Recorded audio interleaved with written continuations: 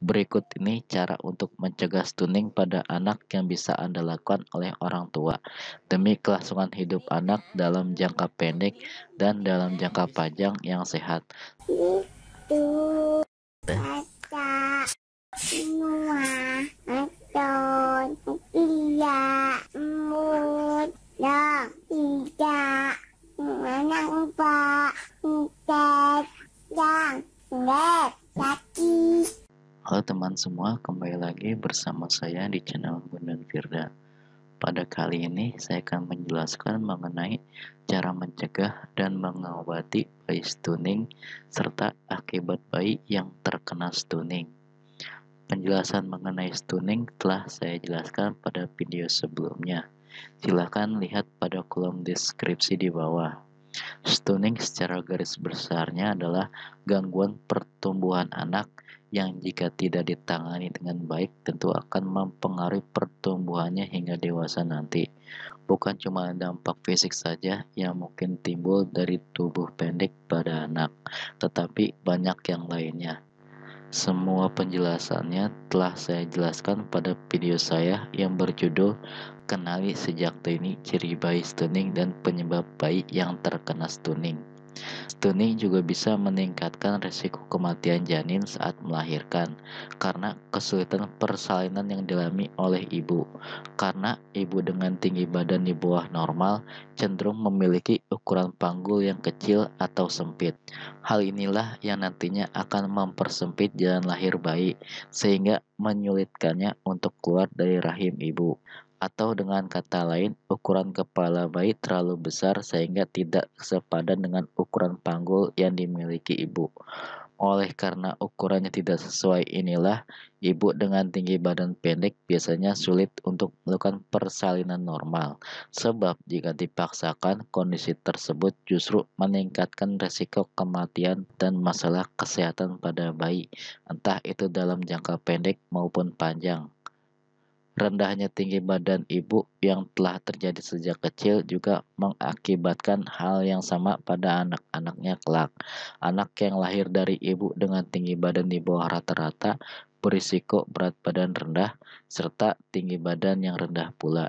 Itulah mengapa kondisi ini dikatakan sebagai masalah gizi yang dapat berdampak hingga anak berusia lanjut apabila tidak segera ditangani. Ada beberapa hal untuk mencegah bayi terkena stunting. Untuk penanganan stunting pada anak di bawah 2 tahun dapat dilakukan dengan memberikan ASI eksklusif. Berikan ASI eksklusif hingga bayi berusia 6 bulan. Lalu dilanjutkan dengan tambahan memberikan makanan pendamping ASI dengan kaya nutrisi hingga usianya 2 tahun atau lebih. Untuk anak usia 7 hingga 23 bulan, Anda juga bisa memberikan obat cacing dan suplemen zat besi atas resep dokter. Berikut ini cara untuk mencegah stunting pada anak yang bisa Anda lakukan oleh orang tua demi kelangsungan hidup anak dalam jangka pendek dan dalam jangka panjang yang sehat, serta untuk memastikan anak tumbuh menjadi orang dewasa yang kuat, terdidik, dan produktif. Yang pertama, asupan makanan zat besi dalam makanan sehari-hari, misalnya dengan rutin memberikan daging merah, kacang-kacangan, sayur bayam, dan lainnya. Yang kedua, seorang ibu harus mengkonsumsi nutrisi yang dibutuhkan selama hamil dan menyusui, terutama asam folat, zat besi, dan yodium. Yang ketiga, menerapkan pola hidup bersih dan sehat, terutama mencuci tangan sebelum makan, meminum air yang aman, mencuci peralatan makan dan peralatan dapur. Yang keempat, memberikan ASI eksklusif hingga bayi berusia 6 bulan. Lalu dilanjutkan dengan tambahan memberikan makanan pendamping ASI dengan kaya nutrisi hingga usianya 2 tahun atau lebih. Yang kelima, membersihkan diri setelah buang air besar atau kecil, serta memiliki lingkungan yang bersih. Yang keenam, menjaga asupan nutrisi yang ideal dan bervariatif. ditambah dengan perilaku hidup bersih dan sehat memegang peranan yang krusial bagi kesehatan ibu hamil dan juga janin. Para orang tua juga perlu memeriksakan si kecil ke posyandu atau puskesmas secara rutin agar kenaikan berat badan dan tinggi badannya dapat dipantau untuk kemudian dibandingkan dengan kurva pertumbuhan dari WHO. Pemeriksaan ini dianjurkan untuk dilakukan untuk setiap bulan bagi anak yang berusia di bawah 1 tahun dan setiap 3 bulan bagi anak yang berusia 1 hingga 2 tahun. Intinya, jika ingin mencegah stunting, maka asupan serta gizi seorang calon ibu harus baik. Hal ini kemudian diiringi dengan memberikan asupan makanan yang berkualitas ketika anak telah lahir. Untuk mengobati anak yang terkena stunting atau gangguan tumbuh kembang, bersikap menetap yang artinya tidak dapat diatasi atau diobati. Namun, kondisi ini sangat bisa untuk dicegah, terutama pada saat 1.000 hari pertama kehidupan anak dengan memberikannya pola asuh yang tepat, seperti yang telah saya jelaskan sebelumnya. WHO dan UNICEF menganjurkan agar bayi di usia 6 hingga 23 bulan untuk mendapatkan makanan pendamping ASI atau AMPASI yang optimal. Bukan hanya itu saja, ketersediaan pangan di masing-masing keluarga turut berperan dalam mengatasi stunting. Misalnya, dengan meningkatkan kualitas makanan harian yang dikonsumsi, meliputi sereal atau ubi-umbian, kacang-kacangan, produk olahan susu, telur atau sumber protein lainnya, sayur dan buah kaya vitamin A atau yang lainnya. Ketentuan pemberian makanan tersebut sebaiknya mengandung minimal 4 atau lebih dari 7 jenis makanan. Karena stunting adalah kondisi gangguan pertumbuhan yang tidak bisa dikembalikan seperti semula.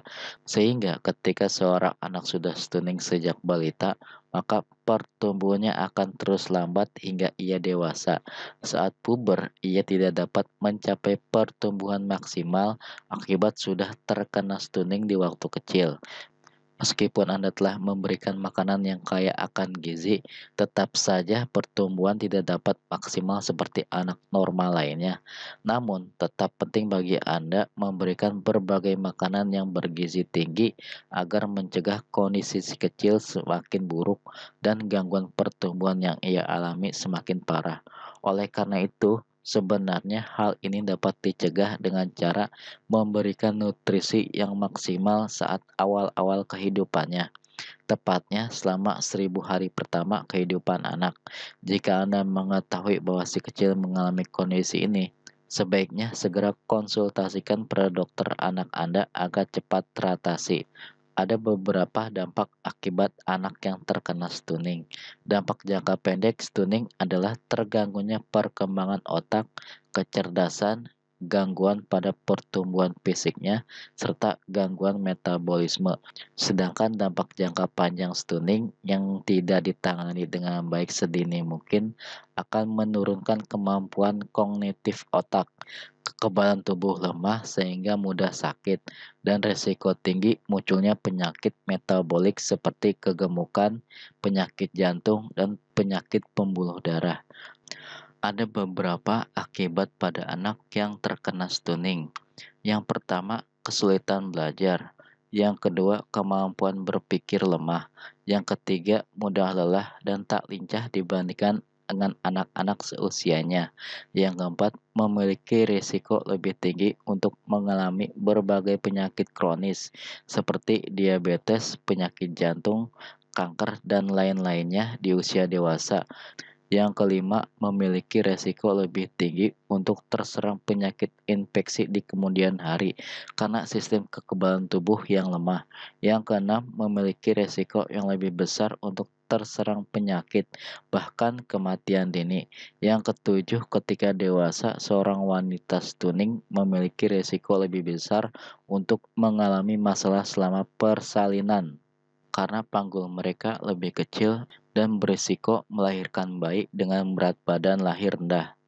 Karena stunting yang berlangsung sejak kecil, maka stunting harus segera dicegah sejak dini.